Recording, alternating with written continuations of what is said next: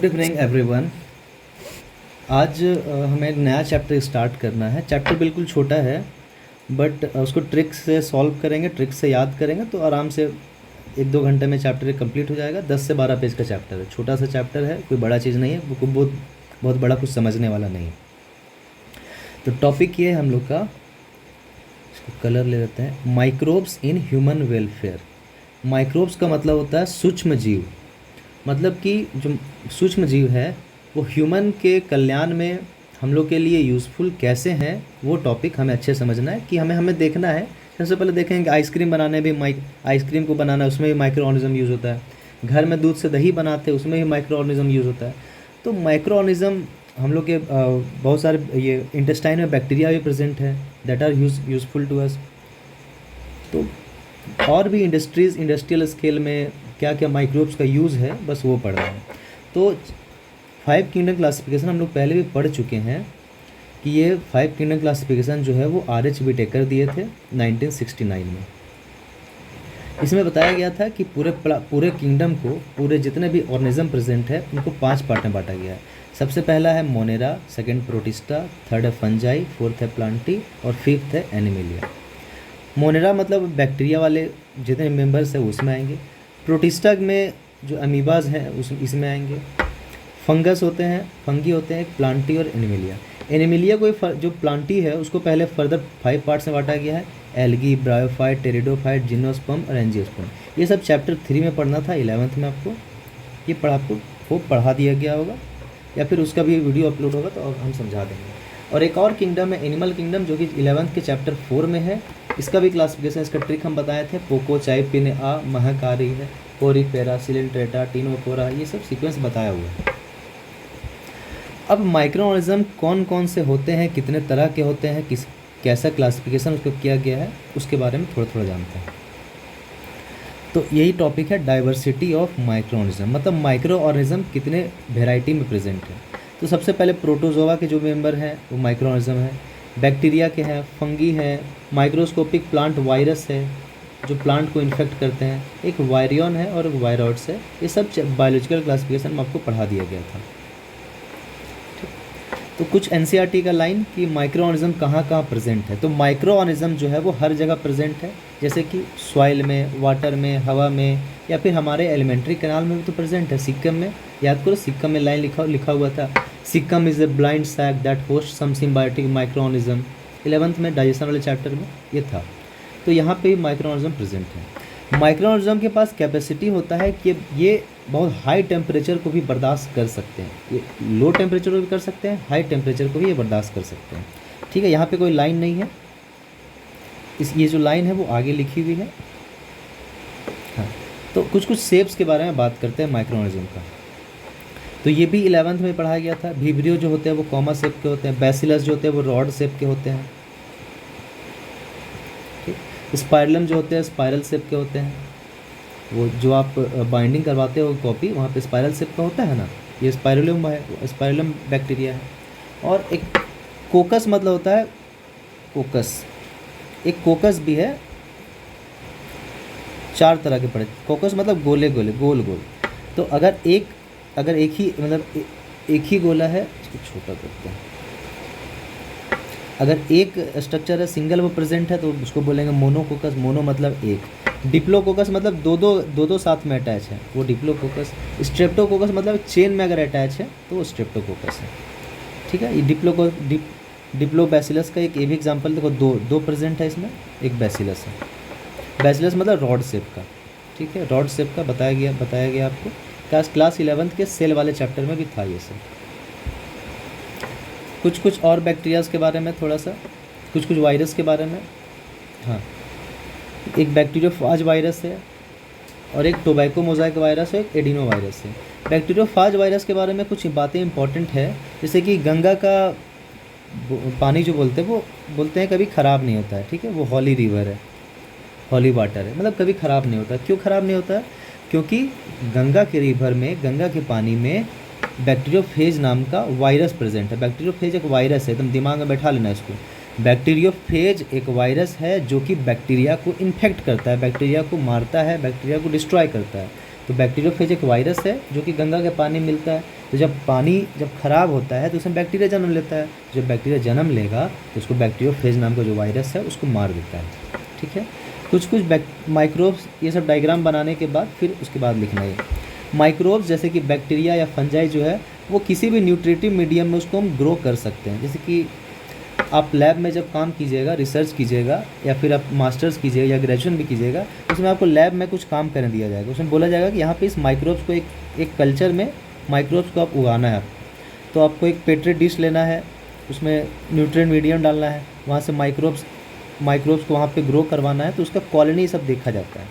ठीक है, तो ये बैक्टीरिया का कॉलोनी है और ये फंगस का कॉलोनी ऐसा दिखता है। आप इसको गूगल में सर्च करके इसका अच्छा डायग्राम भी बना सकते हैं। ठीक है, तो माइक्रोब्स तो जनरली माइक्रोस्कोपिक होते हैं, वो सूक्ष्म जीव होते हैं। वो तो नेकेड आई से नहीं दिखेंगे ना। ऐसे तो स्पर्म भी तो माइक्रोस्कोपिक है, बट स्पर्म तो दिखता है क्योंकि स्पर्म वो मिलियंस ऑफ स्पर्म है। मिलियंस ऑफ स्पर्म हम देखते हैं इसलिए वो दिख जाता है। मतलब झुंड में है, ग्रुप में है तो वो विजिबल हो जाता है। एक सिंगल को देखना है तो उसके लिए हमें माइक्रोस्कोप का यूज़ करना पड़ता है। ठीक है, अब घर में ऐसे एनसीईआरटी में टॉपिक है सीधा microbes in house hold product, मतलब घर में माइक्रोब्स का कहाँ कहाँ यूज़ है। तो सबसे पहला यह सिंपल सा बात है कि दूध से दही बनाने में तो माइक्रोब्स यूज़ होता है। याद करो, जोरन डालते हैं हम लोग, जो थोड़ा सा दही लेते हैं उसमें क्या होता है, माइक्रोब्स ही होता है। तो हम लोग क्या माइक्रोब्स वी यूज़ माइक्रोब्स और product derive from them everyday, मतलब हम लोग माइक्रोब्स या फिर माइक्रोब्स का प्रोडक्ट हर दिन यूज़ करते हैं। जैसे कि सबसे पहला है दही। दही जो दूध से दही बनता है उसमें वो कौन सा माइक्रोब्स है, तो उसका नाम है लैक्टोबैसिलस एसिडोफिलस नाम का जो बैक्टीरिया है। लैक्टोबैसिलस एसिडोफिलस का नाम का जो बैक्टीरिया है, या फिर ये लैब ग्रुप का, या फिर उसको कॉमनली लैब बोलते हैं। इसी लैब वही शॉर्ट फॉर्म है लैक्टोबैसिलस एसिडोफिलस।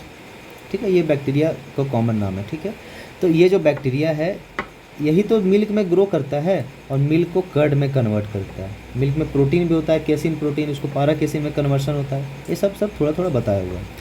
तो दूध से दही ऐसे तुरंत नहीं बन जाता है। घर में माइक्रोब्स को जन्म लेने के लिए भी टाइम लगता है। इसीलिए हम लोग क्या करते हैं, एक स्टार्टर लेते हैं। स्टार्टर मतलब या फिर जोरन, इसको इनोकुलम बोलते हैं। जोरन लेते हैं जिसमें खूब सारा लैक्टोबैसिलस एसिडोफिलस नाम का बैक्टीरिया होता है, जो कि एक सही टेम्परेचर उसको मिलने पे खूब मल्टीप्लाई करता है और मिल्क को वो कर्ड में कन्वर्ट कर, दूध को दही में कन्वर्ट कर, दूध को दही में बदल देता है। ठीक है, तो लैक्टोबैसिलस क्या करता है, जो लैक्टोज शुगर होता है, जो मिल्क में जो शुगर होता है, याद करो मिल्क को ऐसे ही पिएंगे ना तो थोड़ा मीठा लगता है। क्यों? क्योंकि मिल्क में लैक्टोज शुगर प्रेजेंट होता है। उसको क्या करता है, उसको लैक्टिक एसिड में कन्वर्ट कर देता है। लैक्टोज शुगर को क्या में कन्वर्ट कर देता है, लैक्टिक एसिड में। अब लैक्टिक एसिड के बारे में बचपन से तो हम पढ़े हैं कि एसिड क्या होता है, सॉल्ट टेस्ट होता है, लिटमस पेपर में वो भी चेंज करता है। वो भी सिंपल याद रखना, इसलिए दही जो है वो खट्टा लगता है, इसलिए हम लोग दही में चीनी मिला के खाते हैं। ठीक है, अब ये इसको लैक्टिक एसिड में कन्वर्ट कर दिया। अब जब एसिड में कन्वर्ट हो गया तो जब एसिडिटी बढ़ जाएगा तो जो मिल्क का प्रोटीन है केसिन, ये एक सॉलिड मास में बदल जाता है। जो मिल्क में प्रोटीन होता है केसिन, वो एक सॉलिड मास में, देखो दही एकदम थोड़ा सॉलिड टाइप का चीज़ होता है। भले उसको आप देखोगे कि हाँ वो सेमी सॉलिड बोल सकते हैं, लेकिन दूध के कंपेरिजन में एक सॉलिड टाइप का चीज़ होता है। तो वो कैसे होता है, एसिडिटी बढ़ने के कारण जो मिल्क प्रोटीन है केसिन, वो कन्वर्ट हो जाता है सॉलिड मास में। ठीक है, कर्ड बहुत हम लोग के लिए न्यूट्रिशियस है, बहुत पोषण है कर्ड में। मतलब मिल्क से ज़्यादा इसमें पोषण है क्योंकि इसमें ज़्यादा मात्रा में विटामिन B12 होता है। विटामिन B12 के बारे में भी है कुछ कि विटामिन B12, फॉलिक एसिड, कुछ था वहाँ पे डाइजेशन वाले चैप्टर में। हाँ, ये लैक्टोबैसिलस एसिडोफिलस नाम का बैक्टीरिया है। ये पैथोजेंस को भी चेक करता है, हमारे स्टोमक में पैथोजेंस को भी चेक करता है। पैथोजन मतलब डिजीज़ कॉजिंग माइक्रोब्स, मतलब जो भी ऑर्गेनिज्म डिजीज़ कॉज करते हैं उसको भी चेक करता है। तो मतलब ये जो लैक्टोबैसिलस एसिडोफिलस है वो अच्छा बैक्टीरिया हम लोग के लिए, हम लोग में बीमारी कॉज नहीं करता, ये एक अच्छा बैक्टीरिया है। अरे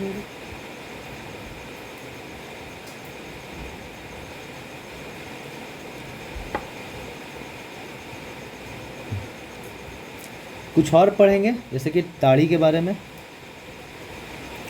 ताड़ी जो ट्रेडिशनल ड्रिंक है, पारंपरिक ड्रिंक है, वो कहाँ से यूज़ होता है, वो पाम के ताड़ के जो ताड़ से जो रस निकलता है उससे बनता है। तो बस इसके बारे में थोड़ा सा पढ़ना ही है कि एक ट्रेडिशनल ड्रिंक है, मतलब पारंपरिक ड्रिंक है, जो कि कहाँ पे, साउथ इंडिया में। यहाँ पे नहीं है, साउथ इंडिया में। यहाँ पे पियोगे पापा के सामने तो गोली मार देंगे। ठीक है, ताड़ी एक ट्रेडिशनल ड्रिंक है जो कि कहाँ पे है, साउथ इंडिया का, वहाँ पे आराम से सब पिया जाता है। ठीक है, ये कैसे बनता है, जो सैप प्रोड्यूस होता है, प्लांट जो पाम ताड़ से रस निकलता है, उसके रस में क्या होता है कि उसमें ईस्ट ग्रो कर जाता है। धूप में देखना, धूप में छोड़ देता है उसको, तो उसमें ईस्ट ग्रो करता है, और ईस्ट उसको क्या करता है, फर्मेंट करता है। फर्मेंटेशन पढ़ा हुआ है प्रोसेस, जनरली इसको सड़ा गला देता है। फर्मेंटेशन करने के बाद वहाँ से इथाइल अल्कोहल प्रोड्यूस होता है, और उससे थोड़ा नशा चढ़ता है हम लोग को। याद करो, सुबह का ताड़ी पियोगे तो मीठा मीठा लगता है, फिर वही दोपहर वाला पीने पे एकदम वो खट्टा टाइप का लगता है, थोड़ा उससे नशा भी चढ़ता है। इडली डोसा उपमा ये सभी घर में बनाया था, आप देखे होंगे। आप किसी होटल वाले से पूछना कि जलेबी बनाना है या फिर इडली डोसा बनाना है, तो वो जो मैदा होता है ना, मैदा उसको सान के मिला के रात भर छोड़ देता है वो, ताकि वो थोड़ा सा उसमें उसका फर्मेंटेशन हो, उसमें माइक्रोब्स ग्रो करे, और वो थोड़ा सा फूल जाए, पफी हो जाता है। जब वो माइक्रोब्स ग्रो करता है तो CO2 भी रिलीज़ होता है, CO2 निकलने के कारण वो थोड़ा पफी हो जाता है, फूल जाता है, थोड़ा सॉफ्ट हो जाता है। ठीक है, तो इडली डोसा उपमा कैसे बनता है, ये राइस से या फिर ब्लैक ग्राम से, मतलब उड़द दाल से उसका पेस्ट बनाते हैं, उसको घोल के पेस्ट बनाया जाता है, और उससे उसका फर्मेंटेशन किया जाता है। ठीक है, और इसको फर्मेंटेशन कब का 3 से 12 घंटे तक उसको छोड़ा जाता है, और उसमें कौन से बैक्टीरिया ग्रो करते हैं, एयरबॉर्न ल्यूकोनोस्टक और Streptococcus species of bacteria grow करते हैं। कौन कौन से बैक्टीरिया, ल्यूकोनोस्टॉक और स्ट्रेप्टोकोकस नाम का बैक्टीरिया जो है ये ग्रो करते हैं। और ग्रो करने के बाद क्या करते हैं, ये जब CO2 रिलीज़ करते हैं, तो इस कारण से जो डफ होता है, डफ मतलब वही सना हुआ आटा या मैदा, डफ जो होता है वो फूल जाता है। ठीक है, अब बसकरील भी आप सुने होंगे, तो वहाँ पे भी बसकरील को, बांस का जो छोटा छोटा होता है स्टेम, उसको काट के रात भर छोड़ दिया जाता है पानी में डाल के, ताकि वो फूलता है। ठीक है, तो वहाँ पे भी माइक्रोब्स जो होता है उसको फर्मेंट करते हैं, बैम्बू सूट को, वही बैम्बू सूट मतलब बसकरील, ताकि उसको वेजिटेबल के तौर पे यूज़ कर सकें। अब आप कोई बेकरी जाइएगा, वहाँ पे ब्रेड बनाने के लिए भी सिखाएगा आपको। तो ब्रेड पहले तो वो सना वो मैदा या आटा ही रहता है, उसको फिर वो जब वो बन के आएगा वापस, तो उसको देखना एकदम पूरा फूला हुआ रहता है, और उसमें होल होता है बहुत सारा प्रेजेंट। तो होल कैसे होता है, क्या होता है, सब यही पढ़ेंगे। ठीक है, तो ब्रेड को बनाने के लिए, ब्रेड के लिए एक ईस्ट यूज़ होता है जिसका नाम है सैक्रोमाइसिस सेरिविसी। ब्रेड के लिए ब्रेड बनाने के लिए कौन सा ईस्ट यूज़ होता है, सैक्रोमाइसिस सेरिविसी, या फिर इसको बेकर्स ईस्ट भी बोलते हैं। ठीक है, ये सना हुआ आटा या मैदा में डाला जाता है, और क्या होता है उसके बाद इसमें फर्मेंटेशन होता है। ठीक है, फर्मेंटेशन होने के बाद CO2 और इथाइल अल्कोहल प्रोड्यूस होता है। ठीक है, अब CO2 तो ठीक है, चलो CO2 तो निकल गया गैस है, इथाइल अल्कोहल अगर प्रोड्यूस होगा, इसका मतलब ब्रेड खाएंगे तो हमको नशा चढ़ेगा पूरा। लेकिन नशा इसलिए नहीं चढ़ता है क्योंकि जब ये बनता है, जब उसको बेकिंग करते हैं, जब उसको पकाते हैं बढ़िया से, तब इथाइल अल्कोहल जो होता है वो टूट जाता है, वो फिर से CO2 में और वाटर में। ठीक है, तब और भी ब्रेड, पहले तो CO2 निकल गया जब फर्मेंटेशन हुआ, तो फिर से एक और बार CO2 निकला और वाटर निकला, जिस कारण से ब्रेड जो होता है वो सॉफ्ट हो जाता है और स्पॉन्जी हो जाता है, मतलब थोड़ा लचीला टाइप से हो जाता है। ठीक है, अब अगला है चीज़ और पनीर में डिफरेंस है। ठीक है, चीज़ और पनीर अलग अलग चीज़ है, हल्का डिफरेंस है, मतलब अभी उतना नहीं, मतलब हल्का डिफरेंस है इसमें। ठीक है, तो खूब सारा जो अलग अलग वैरायटी का चीज़ है, अलग अलग वैरायटी का चीज़ जो है वो अलग अलग तरह का उसमें टेक्सचर होता है, फ्लेवर होता है, टेस्ट होता है। अलग अलग वैरायटी का चीज़, अलग अलग फ्लेवर और उसका टेस्ट अलग अलग होता है। ठीक है, तो कौन सा बैक्टीरिया किस में यूज़ करते हैं तो कौन सा चीज़ बनता है, सबसे पहला एक है प्रोपिनोई बैक्टीरियम सरमानी। देखो सरमानी से याद रखना, ये कौन से चीज़ में यूज़ होता है, स्विस चीज़ में। तो स्विस चीज़ में बहुत बड़ा बड़ा होल्स होता है। ठीक है, एकदम अभी मेरे टीचर वाले एग्जाम में भी क्वेश्चन आया था, नीट के लिए भी इम्पोर्टेंट है कि जो स्विस चीज़ है, कौन सा जो चीज़ है वो बैक्टीरिया के कारण होता है। ठीक है, तो स्विस चीज़ में बहुत बड़ा बड़ा होल्स प्रेजेंट होता है। होल्स क्यों प्रेजेंट होता है, वहाँ CO2 निकला है ना, तो वो ज़्यादा अमाउंट में निकला है। ठीक है, तो उसमें कौन सा बैक्टीरिया यूज़ करते हैं, प्रोपिनियो बैक्टीरियम सरमानी। तो इसको कैसे याद करेंगे कि शर्मा जी स्विट्जरलैंड चले गए हैं। शर्मा जी कहाँ चले गए हैं, स्विट्जरलैंड। देखो ये ट्रिक यहाँ पे लिखा हुआ है निमोनिक्स के लिए। तो यही शर्मा जी जो है, शर्मा जी हैं वो स्विट्जरलैंड गए हैं। ठीक है, स्विस बैंक गए हैं या फिर स्विट्जरलैंड गए हैं। तो इसे याद रखना कि स्विस चीज़ में प्रोपियोनियो बैक्टीरियम सरमानी यूज़ होता है। ठीक, और एक और बैक्टीरिया, एक और फंगस है पेनिसिलियम रॉकीफोर्टी। कौन सा फंगस है, पेनिसिलियम रॉकीफोर्टी। इससे क्या बनता है, रॉकीफोर्ट चीज़ बनता है। ठीक है, तो ये नाम से ही बन जाएगा कि रॉकीफोर्ट चीज़ किससे बनता है, तो ऑप्शन रहेगा तो आराम से बन जाएगा। ठीक है, हाँ, जो डिफरेंस है चीज़ में, चीज़ में जो डिफरेंस आ रहा है वो कैसे आ रहा है, अलग अलग तरह का जो माइक्रोब्स यूज़ हो रहा है उसके कारण से डिफरेंस आ रहा है। इंडस्ट्रीज़ में भी माइक्रोब्स का यूज़ है, जैसे कि बेवरेज बनाने में, दारू बियर ये सब बनाने में भी माइक्रोब्स का यूज़ होता है। एंटीबायोटिक्स मतलब दवा बनाने में, ऑर्गेनिक एसिड बनाने में, एंजाइम्स बनाने में, और कुछ कुछ बायोएक्टिव मॉलिक्यूल्स है वो बनाने में भी माइक्रोब्स यूज़ होता है। भी क्या क्या ये सब होता है उसको डिटेल्स में पढ़ेंगे, ठीक है। अब हमको इंडस्ट्री में अगर ग्रो करना है माइक्रोब्स को, इंडस्ट्री में माइक्रोब्स को ग्रो करना है, या फिर इंडस्ट्री में ये इतना चीज़ बेवरेज बनाएंगे, अगर सपोज़ करें हम विस्की ही बना रहे हैं, ठीक है, तो विस्की सिर्फ अपने घर के लिए नहीं बनाएंगे ना, वो पूरे ऑल ओवर इंडिया में, ऑल ओवर वर्ल्ड में सप्लाई के लिए बनाएंगे। तो उसके लिए बहुत बड़ा बर्तन चाहिए ना, छोटा वाला घर में सोचेंगे छोटा कढ़ाई में बन जाए तो बनेगा नहीं, तो उसके लिए बहुत बड़ा बर्तन चाहिए। तो उसके लिए बस वही है कि इंडस्ट्रियल स्केल में प्रोडक्शन करने के लिए माइक्रोब्स को बड़े जगह में प्रोड्यूस किया जाता है, जिसको बोलते हैं फर्मेंटर, या फिर वही लार्ज वेसल में प्रोड्यूस किया जाता है जिसको बोलते हैं फर्मेंटर, ठीक है। अब बेवरेज मतलब वही देखो, बियर, वोडका, विस्की, ब्रांडी, रम, ये सब कैसे बनता है उसको पढ़ेंगे। तो देखो ईस्ट एक बार और नाम आ गया है। सबसे पहला था बेकर्स ईस्ट, और एक और ईस्ट सेम वही है, उसको ब्रीवर्स ईस्ट भी बोलते हैं, BREWERS, ब्रीवर्स ईस्ट, ठीक है। इसका वही नाम सेम है, सैक्रोमाइसिस सेरेविसी। ये जो क्या होता है, ये फ्रूट जूसेस को फर्मेंट करता है, फर्मेंट करने, या फिर माल्टेड सीरियल्स को फर्मेंट करता है, सीरियल्स मतलब अनाज, ठीक है। इसको इथेनॉल में प्रोड्यूस करता है। इथेनॉल वही जो थोड़ा जिससे नशा चढ़ता है थोड़ा सा।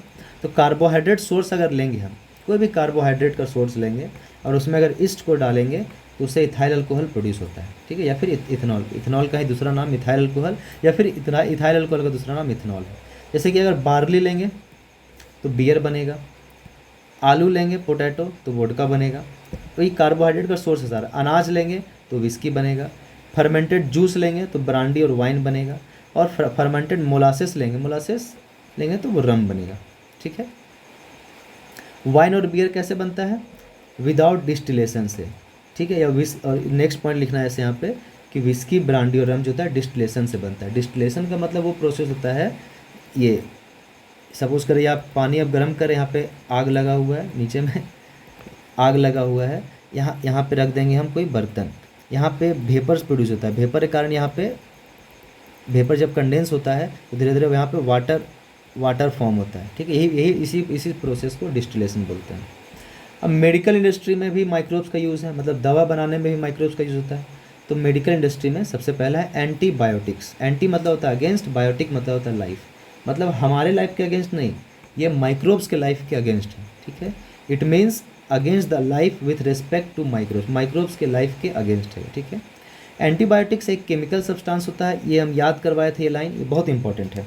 एंटीबायोटिक्स एक केमिकल सब्सटेंस होता है जो कि माइक्रोब्स के द्वारा प्रोड्यूस किया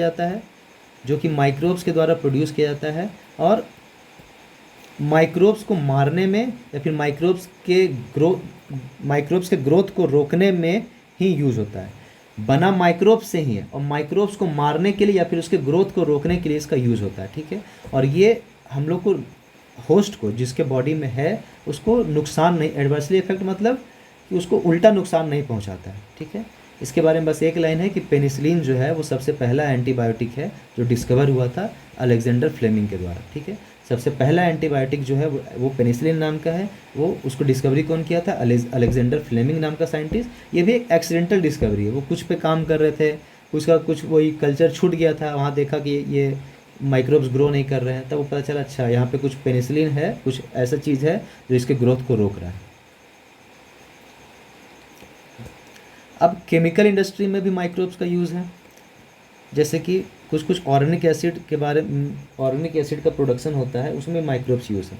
जैसे कि एसिटिक एसिड का प्रोडक्शन कैसे होगा, एसिटोबैक्टर एसिटाई, ठीक है, ये एक बैक्टीरिया है, देखो नाम से ही क्लियर, एसिटिक एसिड, एसिटोबैक्टर, ये नाम से आंसर बन जाएगा। साइट्रिक एसिड का प्रोडक्शन कैसे होगा, एस्परजिलस निगर, एक तरह का फंगस, देखो बस यही याद नहीं है, यही एक अलग है, इसका भी ट्रिक देंगे हम, बस एक मिनट। ब्यूट्रिक एसिड का प्रोडक्शन कैसे होगा, क्लोस्ट्रीडियम ब्यूटिलिकम, ठीक है, एक बैक्टीरिया है। लैक्टिक एसिड का प्रोडक्शन कैसे होगा, लैक्टोबैसिलस एसिडोफिलस, एक तरह का बैक्टीरिया है। इथेनॉल का प्रोडक्शन कैसे होगा, सैक्रोमाइसिस सेरेविसी, अभी इसके बारे दोनों के बारे में पढ़ लिया। साइट्रिक एसिड के बारे में याद होता नहीं है तो हम ऐसे याद करेंगे कि नाइजीरिया में, देखिए यहाँ नाइजीरिया है, नाइजीरिया में एक नींबू की नदी बहती है, नाइजीरिया में नींबू की नदी बहती है, ठीक है। तो नींबू मतलब आ गया साइट्रिक एसिड और ये नाइजीरिया है, ठीक।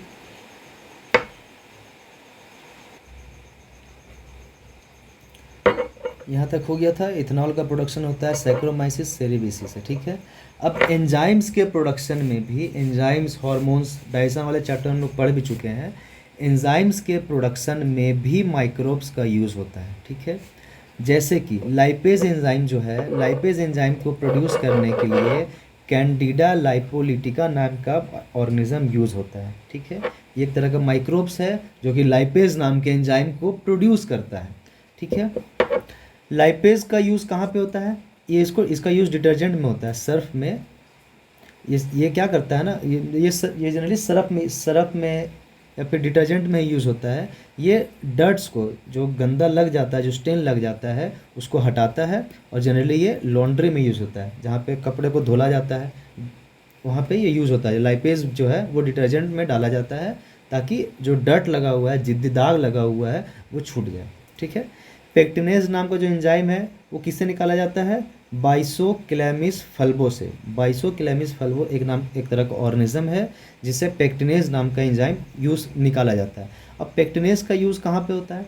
जैसे कि आप सपोज़ कर रहे हैं, आप कोई जूस बनाइए, जूस दुकान जाइए और एक जूस बनाइए मैंगो का ही। तो मैंगो का जब जूस बनाइएगा तो उसमें देखिएगा कि वो पूरा क्लियर नहीं होता है, पूरा उसमें मतलब ट्रांसपेरेंट दिखेगा नहीं आपको, अच्छे से साफ पूरा साफ दिखेगा नहीं, क्योंकि उसमें कोई एंजाइम ऐड नहीं किया हो। लेकिन जब मार्केट से माज़ा खरीदिएगा या फिर मैंगो जूस खरीदिएगा तो उसमें क्या होता है, पूरा एकदम क्लियर साफ सुथरा दिखता है। क्यों दिखता है ऐसे? क्योंकि उसमें पेक्टिनेज नाम का एंजाइम डाला जाता है। पेक्टिनेज और प्रोटीज मिला के डाला जाता है। वो क्या करता है कि बॉटल जूस में जो भी प्रोटीन पार्टिकल्स है ना, उसको डाइजेस्ट करता है। जो भी पार्टिकल्स कुछ आ गया है उसको डाइजेस्ट कर देता है उसको। इसीलिए जो मार्केट में जो खरीदते हैं लोग बॉटल जूस, वो थोड़ा साफ़ होता है, एकदम क्लियर दिखता है। स्ट्रेप्टोकाइनेज नाम का जो एंजाइम है वो स्ट्रेप्टोकोकस से निकाला जाता है। स्ट्रेप्टोकोकस के बारे में पहले ही पढ़ चुके हैं, ठीक है। ये स्ट्रेप्टोकाइनेज जो होता है ये क्लॉट ब्लस्टर जैसा काम करता है। क्या करता है क्लॉट? जैसे कि क्लॉट मतलब होता है वही थक्का जम जाना। ब्लड वेसल्स में खून में जिसमें खून बहता है नस में, उसमें क्या करता है, जो क्लॉट जम जाता है, जो खून जम जाता है थोड़ा सा, उसको हटाने में ये जो एंजाइम स्ट्रेप्टोकाइनेज वो यूज़ किया जाता है, ठीक है। कुछ बायो एक्टिव मॉलिक्यूल्स है जैसे कि साइक्लोस्पोरिन ए, ठीक है। साइक्लोस्पोरिन ए जो होता है वो फंगस से, जैसे कि ट्राइकोडर्मा पॉलीस्पोरम नाम के फंगस से प्रोड्यूस किया जाता है। ये एक इम्यूनोसप्रेसर के जैसा काम करता है, ठीक है। इम्यूनोसप्रेसर मतलब इम्यून सिस्टम को कमज़ोर कर देगा थोड़ा सा। क्यों कमज़ोर करेगा? क्योंकि अगर कोई हम ट्रांसप्लांट किए, कोई ऑर्गन ट्रांसप्लांट, किसी का किडनी ख़राब हो गया, वो अगर ट्रांसप्लांट किया है तो किडनी तो बाहर से लगा है, तो बॉडी जो है ना, वो बॉडी पहचान लेता है कि ये बाहर से आया, तो तुरंत उसको मारना स्टार्ट कर देता है। लेकिन अगर हम लोग का इम्यून सिस्टम कमज़ोर हो जाएगा, थोड़ा सा कमज़ोर हो जाएगा, तो क्या होगा, तो क्या होगा कि वो बॉडी उसको पहचान नहीं पाएगा और उसको धीरे धीरे अडॉप्ट कर लेगा कि हाँ हो सकता है मेरा ही होगा, ठीक है। तो साइक्लोस्पोरिन जो है वो नेगेटिव एजेंट है ऑर्गन ट्रांसप्लांट पेशेंट्स में। फिर स्टैटिन्स है जो कि ये ब्लड कोलेस्ट्रॉल लेवल को कम करता है, ठीक है। ये कहाँ से प्रोड्यूस किया जाता है? मोनास्कस पुरपुरिया नाम के ईस्ट से, ठीक है। थोड़ा सा नाम थोड़ा अजीब है, लेकिन इस यहाँ से स्टैटिन नाम का केमिकल या एंजाइम्स प्रोड्यूस किया जाता है, ठीक है। ये स्टैटिन नाम का बायो एक्टिव मॉलिक्यूल से प्रोड्यूस किया जाता है। तो ये क्वेश्चन आपके जैक बोर्ड के लिए इंपॉर्टेंट है कि, और इसे एक एमसीक्यू भी बनता है, वो क्या बनता है बताएंगे, ठीक है। बायोगैस के प्रोडक्शन में माइक्रोब्स का यूज़ किया जाता है, ठीक है। आप गोबर गैस का प्लांट कहीं देखे ही होंगे। यहाँ पे इस तरह का एक डाइजेस्टर होता है, एक बड़ा सा बैग टाइप का चीज़ होता है। यहाँ से गोबर को डालते हैं, ठीक है। और यहाँ से फिर जो वेस्ट है, जो वेस्ट यहाँ पे डाइजेशन होता है पूरा, और जो वेस्ट है यहाँ पे निकल जाता है, ठीक है। तो क्या क्या इसमें है बताते हैं। हाँ, लार्ज इंटेस्टाइन में खूब बहुत सारे मिथेनोजेंस में, जैसे कि ये कैटल्स में क्या होता है, खूब सारे मिथेनोजेनिक बैक्टीरिया प्रेजेंट होते हैं। कैटल्स के, जैसे गाय का गोबर देखोगे तो थोड़ा स्मेल करता है। क्यों? क्योंकि इसमें कुछ बैक्टीरिया प्रेजेंट है, वो मीथेन गैस को प्रोड्यूस कर रहे हैं। तो इंटेस्टाइन में, कैटल्स के, एनिमल्स के लार्ज इंटेस्टाइन में खूब सारा बैक्टीरिया प्रेजेंट होता है जिसका नाम है मिथेनोजेनिक बैक्टीरिया, जो कि क्या करता है कि हाँ, जो वो सेल्यूलोज खाया है ना, घास फूस जो खाया है उसमें सेल्यूलोज होता है, उसको डाइजेस्ट करता है, मतलब पचाने में हेल्प करता है, डाइजेस्ट करने में करता है। उसके बाद क्या होता है, डाइजेस्ट करने के बाद वहाँ से मीथेन गैस प्रोड्यूस होता है। तो उसी का यूज़ करके हम लोग इस मीथेन गैस से ही ये गोबर गैस का प्लांट बनाते हैं। इसमें क्या करते हैं, सबसे पहले स्लरी डालते हैं। स्लरी कहीं होगा लिखा हुआ आगे क्या क्या उसमें यूज़ होता है। हाँ, स्लरी डालें और वहाँ पे एक डाइजेस्टर, एक चैम्बर होता है, यहाँ पे स्लरी यहाँ से धीरे धीरे जाता है, जैसे जब घट जाता है तो यहाँ से डालते हैं, भाई गोबर ही डालते हैं, ये डाल देते हैं यहाँ से। यहाँ पे डाइजेस्टर होता है, यहाँ पे केमिकल रिएक्शन होता है, यहाँ से मीथेन और CO2 गैस प्रोड्यूस होता है। तो यहाँ से फिर एक पाइप लगा होता है और आगे आपके किचन में या फिर ऊपर ऊपर तक पाइप लेके जाएगा, और किचन में इसका एक अलग गैस स्टोव आता है, वो जो घर पे यूज़ करते हैं वो वाला नहीं, एक अलग तरह का आता है। यहाँ पे बस यहाँ से गैस पास होता है और यहाँ से खाना बना सकते हैं इसमें, ठीक है। ये गैस होल्डर है, यहाँ से CH4 + CO2 प्रोड्यूस होता है, और जो वेस्ट जो बच गया, जब ये ख़त्म हो गया तो ये यहाँ पे स्लज में आ जाता है, ठीक है। हाँ, एक बायोगैस प्लांट में क्या डाइजेस्टर होता है, ये डाइजेस्टर जहाँ पे anaerobic decomposition of dung takes place, जहाँ पे डंग का, गोबर का एनारोबिक डिकम्पोजिशन, मतलब एनारोबिक मतलब without the in the absence of, मतलब इन एब्सेंस ऑफ ऑक्सीजन, मतलब ऑक्सीजन के एब्सेंस में ये डंग का डिकम्पोजिशन होता है, डंग गोबर को सड़ाया गलाया जाता है, जिससे CH4 और CO2 प्रोड्यूस होता है। ये इंपॉर्टेंट लाइन है, उसको याद रखना, ठीक है। एक इनलेट होता है, इनलेट जहाँ से अंदर डालते हैं, ठीक, इनलेट ये वाला, जहाँ पे डंग को, गोबर को और वाटर को ऐड करते हैं, इनलेट होता है जहाँ पे डंग और वाटर ऐड किया जाता है, ठीक है। एक आउटलेट होता है जहाँ से ये बाहर जो आउटलेट निकल रहा है, ये आउटलेट होता है जहाँ से, जो कि स्लज जो कि स्लज कैरी करता है, ठीक है। एक गैस होल्डर होता है जहाँ पे बायोगैस स्टोर होता है, यहाँ पे गैस होल्डर है, इधर कहाँ गैस होल्डर, ये गैस होल्डर जो है यहाँ पे बायोगैस स्टोर होगा, ठीक है। और एक आउटलेट होता है जहाँ से बायोगैस जो होता है वो होम तक सप्लाई किया जाता है। हाँ, कैसे ये काम करता है उसको समझना है, ठीक है। जब एनिमल डंग, गोबर और पानी को ऐड करेंगे डाइजेस्टर में, तो सूटेबल टेम्परेचर मिलने के बाद जो मिथेनोजेनिक बैक्टीरिया है वो डंग गोबर को सड़ा गला देगा, और CH4 मीथेन और CO2 को रिलीज़ होगा, CO2 रिलीज़ करेगा, जिसका नाम है गोबर गैस, ठीक है। गोबर गैस में कौन कौन होता है, CH4 + CO2, ठीक है। और जब ये गोबर गैस प्रोड्यूस हो जाएगा तो उसको सप्लाई करेंगे होम में पाइपलाइन के थ्रू, ठीक है। अब जो डंग जो बच जाता है बायोगैस प्रोडक्शन के बाद, उसको स्लरी बोलते हैं, जो कि ये खाद के तौर पे यूज़ होता है। यहाँ पे जो ये स्लरी है कि स्लज है, इसको स्लज बोलते हैं, सुधार लेना, स्लज बोलते हैं, जो कि खाद के तौर पे यूज़ होता है। हाँ, बायोगैस, इस तरह का जो बायोगैस है कहाँ डेवलप किया गया था, IARI में और KVIC में। IARI का फुल फॉर्म है इंडियन एग्रीकल्चर रिसर्च इंस्टीट्यूट, और KVIC मतलब खादी विलेज इंडस्ट्रियल कमीशन, ठीक है। यहाँ पे इस तरह के गोबर गैस को बनाया गया था, ठीक है। इसका यूज़फुल क्या क्या यूज़ है इसका, ये खाना बनाने में, लाइटनिंग में, मतलब गाँव में जहाँ पे लाइट का समस्या है, लाइट का प्रॉब्लम है, वहाँ पे ये यूज़ किया था, ठीक है। और इससे पॉल्यूशन भी नहीं होता है। अब कोयला वाला जलाओगे तो पॉल्यूशन बहुत ज़्यादा होता है, इससे पॉल्यूशन भी नहीं होता है। अगला टॉपिक है सीवेज इन माइक्रोब्स ट्रीटमेंट। माइक्रोब्स का यूज़ कहाँ होता है, मतलब सीवेज ट्रीटमेंट में कैसे माइक्रोब्स का यूज़ करते हैं। सीवेज मतलब घर से निकलने वाला कूड़ा कचरा जो भी होता है, सबको सीवेज ही बोलते हैं, ठीक है। तो उसको साफ़ करने में, जो भी पानी घर से निकल रहा है, जितना भी चीज़ निकल रहा है, उसको साफ़ करने में, उसको फिर पीने लायक पानी बनाने, यूज़ करने में, उसमें मतलब कैसे साफ़ किया जाता है पूरा उसको, ठीक है। मतलब कूड़ा कचरा कैसे अच्छे से साफ़ करेंगे। तो सीवेज क्या होता है, सीवेज एक डोमेस्टिक वेस्ट होता है, मतलब घर से निकलने वाला वेस्ट होता है, जो कि जिसमें पेपर होता है, प्लास्टिक होता है, एनिमल का फीकल मैटर होता है या वेस्ट मटेरियल होता है, कुछ माइक्रोब्स होता है, फ्रूट का छिलका होगा, फ्रूट्स होगा, सरफ होगा, डिटर्जेंट्स वगैरह सब कुछ होता है इसमें, ठीक है। तो सीवेज को जो घर से निकलने वाला जो कूड़ा का जितना भी चीज़ है उसको ट्रीटमेंट करते हैं, दो तरीके से होता है। एक होता है प्राइमरी ट्रीटमेंट और दूसरा होता है